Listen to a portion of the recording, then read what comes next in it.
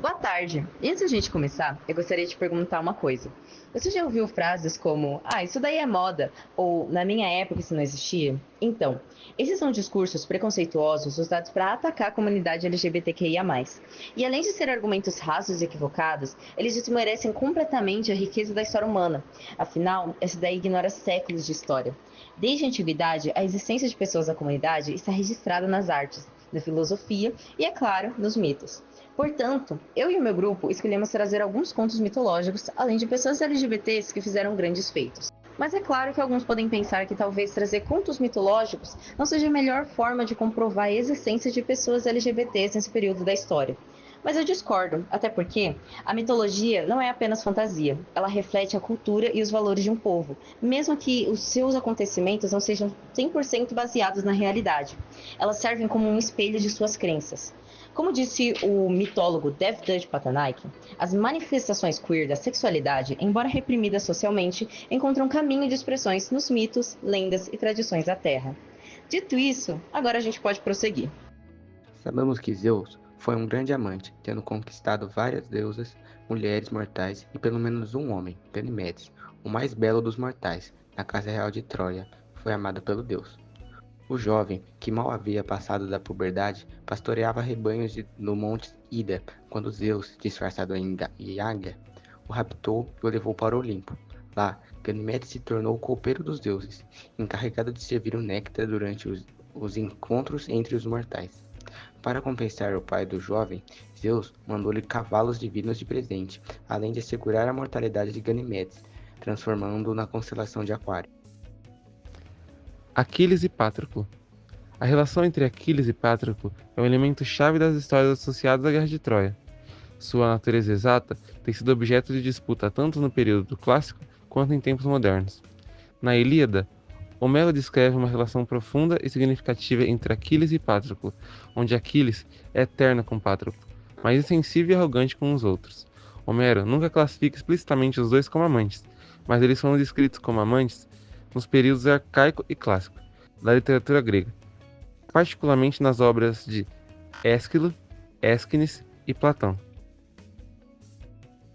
Hermafrodito, na mitologia grega, era filho de Afrodite e de Hermes, equivalente a Afrodito. Este representa a fusão do sexo masculino e feminino.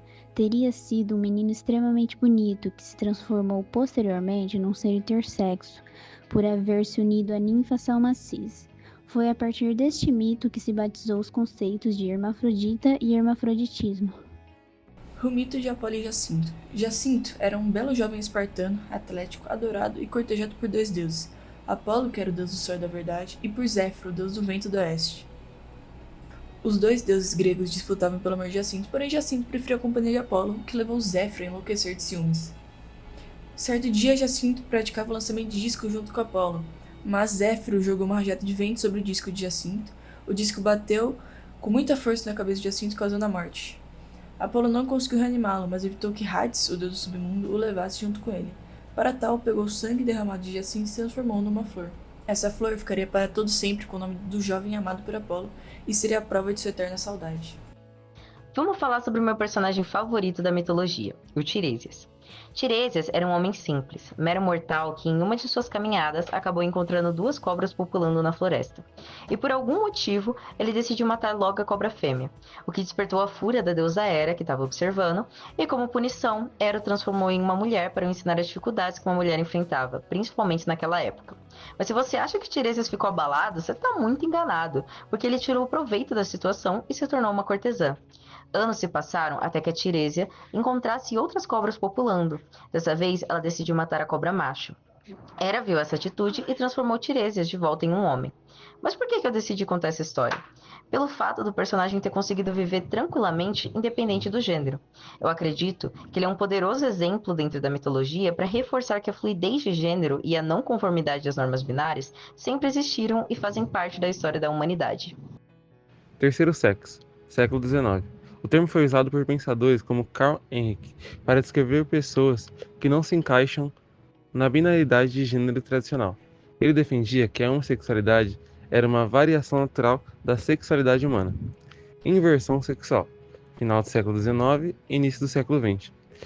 O termo utilizado por médicos e sexólogos como Richard von Krafft-Ebing e Havelock Ellis para descrever indivíduos que tinham desejos e comportamentos associados ao sexo oposto.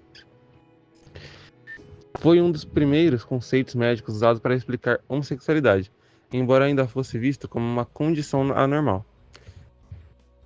Identidade homossexual, início do século XX. Magnus Hirschfeld, médico alemão e ativista LGBT, fundou o Instituto de Sexologia em 1919 e introduziu a ideia de que a homossexualidade não era uma doença, mas uma identidade legítima. Ele propôs que a sexualidade existia em um espectro e não era questão de escolha. Conceito de orientação sexual, meados do século XX. Alfred Kinsey, nos anos 1940 e 1950, desafiou a visão de que a sexualidade era binária, heterossexual e homossexual, e propôs a escala Kinsey, que sugeria um espectro de sexualidade. Esse conceito ajudou a entender que a sexualidade humana é fluida. Identidade de gênero, décadas de 50 e 60. Christine Jorgensen, uma das primeiras mulheres trans a passar por uma cirurgia de redesignação sexual, ajudou a popularizar a ideia de que a identidade de gênero e sexo biológico não são a mesma coisa. John Money, psicólogo, diferenciou sexo biológico de gênero, introduzindo o conceito moderno de identidade de gênero. Orgulho gay e libertação sexual. Anos 60 e 70. Após a revolta de Stonewall, em 1969, o movimento LGBT começou a usar o conceito de orgulho gay como forma de resistência à opressão. O lema "Gay is Good", de Frank Kameny, ajudou a reforçar a ideia de que a homossexualidade não é um desvio, mas parte da diversidade humana. E agora eu vou estar falando sobre os ativistas do movimento LGBT.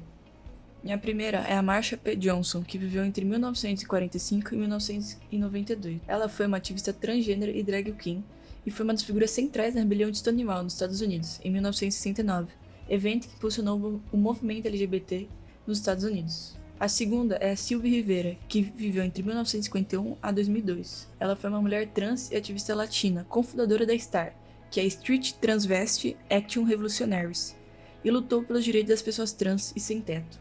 O terceiro é o Harvey Milk, que viveu entre 1930 a 1978.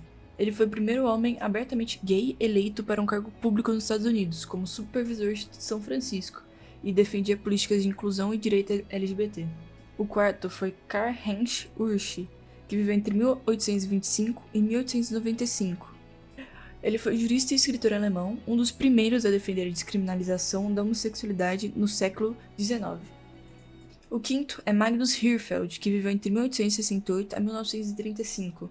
Ele foi um médico alemão e fundou o Instituto de Sexologia em Berlim e lutou pelos direitos das pessoas LGBT na década de 1920. O sexto é Barrett Husting, que viveu entre 1912 e 1987. Ele foi ativista dos direitos civis e assessor do Martin Luther King Jr., e foi um dos organizadores da Marcha sobre Washington em 1963 e lutou contra a descriminalização dos gays.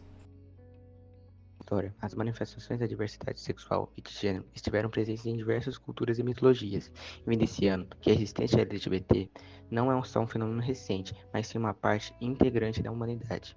Os conceitos sobre a identidade e orientação sexual evoluíram ao longo do tempo, com estudos acadêmicos e ativismo, ajudando a ampliar a compreensão e a aceição da vivência LGBT.